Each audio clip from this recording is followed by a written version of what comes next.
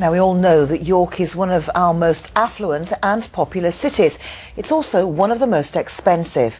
But there are fears that the city will now be off limits to residents on low incomes because of recent changes in housing benefits. Rents in the city start at substantially more than the maximum amount of money the government will pay out. Here's Danny Hewson.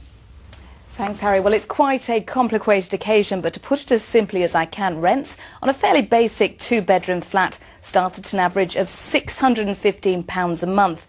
The maximum amount that can be claimed towards that rent in York is now just £500.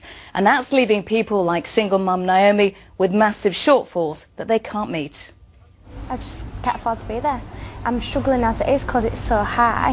When I was trying to find where I am now, that was one of the cheapest, but that's expensive. So trying to find somewhere cheaper, well, I don't know where you can find somewhere cheaper. Now, the changes are hitting people in York harder than almost anywhere else in the country outside of London because of the way in which the calculations have been made.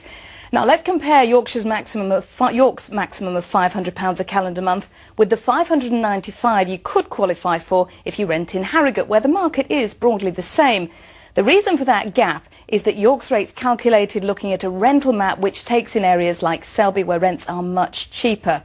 Now, if you're thinking it's just people who are unemployed who are taking a hit, consider that the shortfall's pushing people like Naomi onto social housing waiting lists, and that means low-income workers are falling to the back of the queue, but they can't move to cheaper areas. No, it's not even on the equation to move out of York.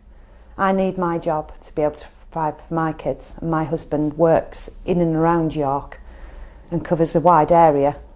So we need to be in York to be able to provide for a roof over our heads, for the children, etc. Now, of course, all this is bad news for an economy like York's, which relies on its low-income workers to staff bars, shops and tourist attractions.